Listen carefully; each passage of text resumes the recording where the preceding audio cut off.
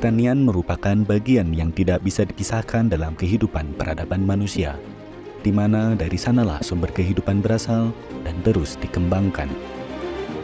Pertanian adalah sektor yang esensial dan kritis dalam perekonomian banyak negara, termasuk Indonesia. Tak hanya sebagai sumber pendapatan bagi jutaan masyarakat, pertanian juga berperan sentral dalam menjaga kestabilan pangan. Keamanan pangan mengacu pada ketersediaan, aksesibilitas, dan pemakaian pangan yang aman, serta kualitas gizi yang cukup bagi semua individu.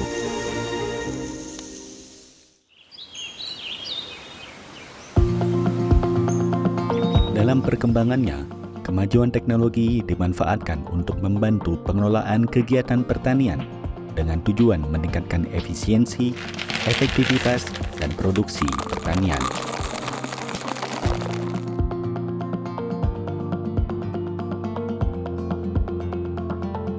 Perkembangan bioteknologi juga memiliki andil yang sangat besar dalam dunia pertanian.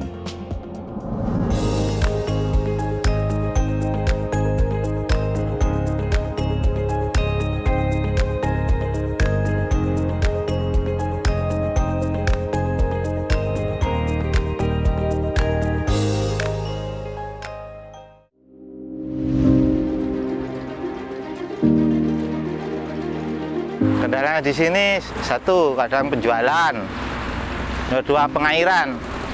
Kalau pengairan di sini biasanya pakai pompa air, nggak ada irigasi sama sekali, dan tak ada hujan. Kalau musim panas biasanya penyakitnya paling banyak itu ulat. Ulat itu bisa kita mengobati sampai 3-4 kali. Kalau nggak diobati ya habis daunnya.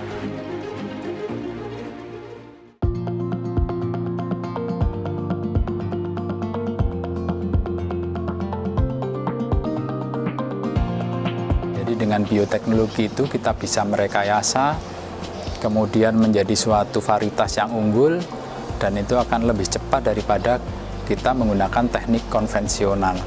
Yang jelas peran kita sangat besar sekali karena kita memiliki banyak sekali sumber daya. Jadi kita memiliki ada beberapa laboratorium, misalnya laboratorium khusus di bidang bioteknologi tanaman, bioteknologi kedokteran, bioteknologi food pangan, juga bioteknologi berkaitan dengan farmaseutikal, jadi produksi obat-obat menggunakan teknik-teknik bioteknologi.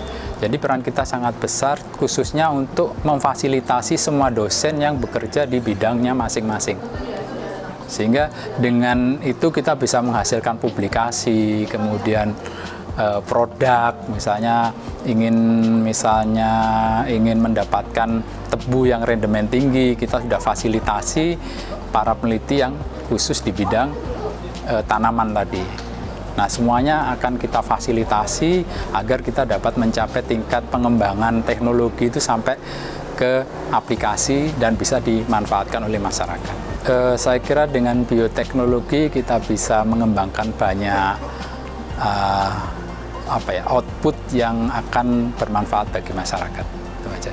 Itu tujuan kita sebagai peneliti di bidang bioteknologi. Perkembangan bioteknologi menghasilkan benih-benih unggul yang memiliki karakteristik resisten terhadap hama, penyakit, dan toleran terhadap herbisida. Kenapa bioteknologi tanaman? Karena memang bioteknologi tanaman itu lebih menjanjikan daripada metode yang lainnya.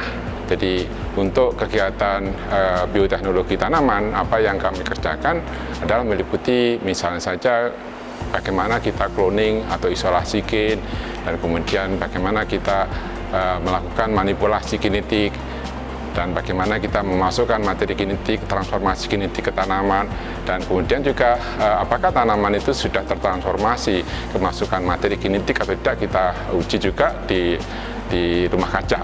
Dengan peranan bioteknologi yang ada saat ini, bahwa dengan bioteknologi kita lebih cepat, lebih murah merakit tanaman yang kita kendaki. Oleh karena itu, institusi memikirkan bahwa, Universitas Jember maksud saya, memikirkan bahwa ini adalah perlu dikembangkan. Pengembangan produk bioteknologi dapat dilakukan dengan berbagai metode, Baik, terkait dengan bioteknologi, kalau untuk bioteknologi modern itu terkait dengan kegiatan untuk merekayasa genetika, di mana tujuan utama dari bioteknologi ini adalah untuk membentuk produk-produk baru, bisa tanaman. Kalau untuk di kami, yang kami usahakan adalah membentuk tanaman varietas baru. Bisa dengan menggunakan metode transgenik atau bisa menggunakan metode transgenik. Pemanfaat bioteknologi itu sangat penting karena kita bisa merekayasa suatu tanaman itu sesuai dengan keinginan kita. Dalam pengembangan produk bioteknologi, perlu mengikuti beberapa regulasi yang ada di Indonesia. Karena produk rekayasa genetik ini adalah perakitan berbasis pada genom ya, maka menurut Cartagena itu harus ada assessment, risk assessment-nya ditonjolkan di situ. Nah, Indonesia ketika kita tanda tangan Cartagena Protokol itu diturunkan di dalam undang-undang dan operasionalnya itu dalam PP 21 tahun 2005 ya. Itu yang menjadi basis kita, para pembuat produk, mungkin industri yang mempunyai produk itu, peneliti yang punya hasil riset bisa mengakses sehingga produk-produk itu dijamin keamanannya oleh Komite Keamanan Hayati melalui tim teknisnya, sehingga peredaran di lapangan, di pasar ada jaminan keamanan terhadap konsumen. Itu intinya itu, Mas. Tantangan yang paling repot itu membangun awareness. Karena namanya bioteknologi ini kan terus terang yang diajari dari SD sampai ke sana kan ilmu biologi. Bioteknologi ya tidak langsung. Tetapi dalam perkembangan ke sana, perguruan tinggi banyak yang buka studi ini. Indonesia telah mengembangkan beberapa produk bioteknologi seperti tebu, kentang, dan jagung.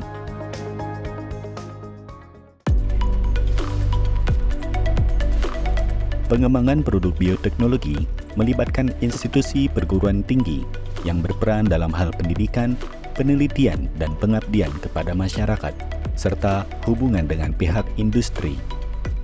Universitas Jember kan memang sudah mempunyai salah satu concern terhadap pengembangan bioteknologi, baik pertanian dan kesehatan. Jadi sebagai perguruan tinggi tentu adalah menjadi pusat penelitian dan pengembangan ya. Kedua tentu sebagai tempat untuk pendidikan ya dan pelatihan. Jadi kita harus menjalin kolaborasi dengan industri ya. Karena tanpa itu semua produk-produk yang kita hasilkan dan dikembangkan di dalam perguruan tinggi itu tidak akan pernah bisa digunakan, karena yang dengan industri itu juga kadang-kala ada kerjasama untuk memodifikasi, memperbaiki dari apa produk-produk yang sudah berjalan, dan juga melakukan penyuluhan terhadap para petani. Itu juga dilakukan karena salah satu tugas dari perguruan tinggi punya peran melakukan pengabdian kepada masyarakat. Selain perguruan tinggi, pihak industri juga berperan penting dalam pengembangan produk bioteknologi. Jadi kita harus menjadi yang pertama pelopor dalam hal mengembangkan produk bioteknologi, registrasi, kemudian memberikan edukasi kepada para petani bagaimana produk teknologi ini mempunyai peran dalam peningkatan hasil. Ya, teknologi, terutama bioteknologi, kita bicara bioteknologi, itu akan mendapatkan manfaat ketika sudah memberikan potensi yang sesuai dengan potensinya, yaitu bisa meningkatkan hasil, menekan biaya budidaya, terutama untuk jagung. Perbedaannya jelas lebih tahan terhadap glifosat, kemudian lebih tahan terhadap penggerek batang jagung. Yang jelas tujuan utama kita sama dengan tujuan pemerintah, bagaimana kita swasembada pangan, terutama untuk jagung. Pengembangan produk bioteknologi diharapkan dapat menjadi solusi dalam masalah pertanian. Sementara ini kami tetap masih bertani jagung konvensional, istilah bahasanya jagung hibrida, dan alhamdulillah kami pun juga nyaman dan mencintai bisnis bertani jagung itu, dan alhamdulillah kami dengan kemampuan kami dalam bertani jagung, kami masih mampu memproduksi 10 ton bibit kering per hektar.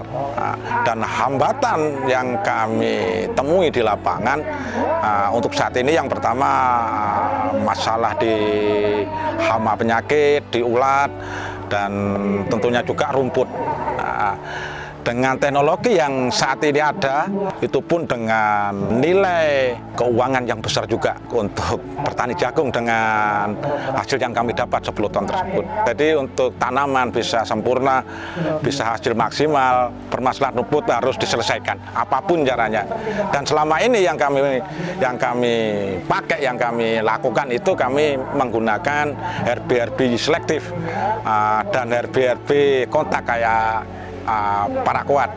Itu pun hitungannya ya mahal juga. Hitungan per hektarnya dari biaya pestisida itu kurang lebih bisa mencapai sampai 2 jutaan. Dengan munculnya teknologi baru ini itu menjadi harapan yang lebih membuat kami nyaman di dunia pertanian.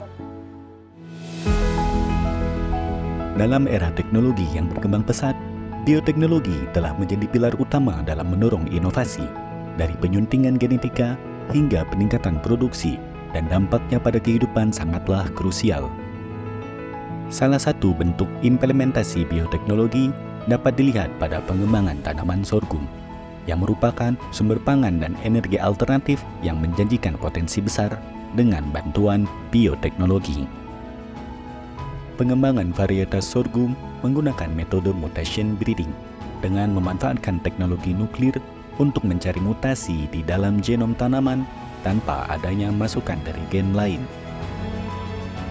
Dengan pemanfaatan teknologi tersebut, beberapa varietas sorghum dapat dihasilkan dan memiliki karakter yang dapat dimanfaatkan untuk menghasilkan produk pangan potensial. Untuk sorghum sendiri yang kami gunakan saat ini ada 2. Yang pertama adalah varietas Bioguma, itu yang sudah dilepas oleh Kementan. Kemudian ada juga kami menggunakan galur 19 dari Biotrop. Keunggulan dari galur Biotrop yang kita gunakan adalah pertama, ini bisa dikatakan pertama di Indonesia, bahkan di dunia, bisa jadi gula kristal. Seperti itu. Jadi keunggulan pertama itu.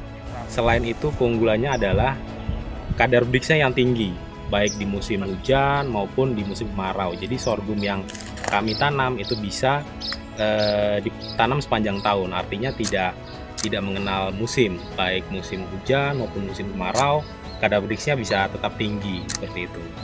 Produk turunan dari produk sorghum kami antara lain sudah dihasilkan, pertama ada gula kristal, kemudian ada gula cair, dari situ ada turunan kecap dan juga brown sugar. Kemudian buahnya kita manfaatkan menjadi beras dan juga tepung. Dengan harapannya ke depannya dengan teknologi tersebut bisa membantu kami sebagai praktisi di lapangan ketika ingin menghasilkan sebuah produk yang juga bermanfaat ke masyarakat. Pengembangan produk bioteknologi dapat mendukung dan menjadi solusi ketahanan pangan nasional, namun tetap perlu mengikuti regulasi yang berlaku dan memperhatikan keamanan secara pangan, pakan, dan lingkungan.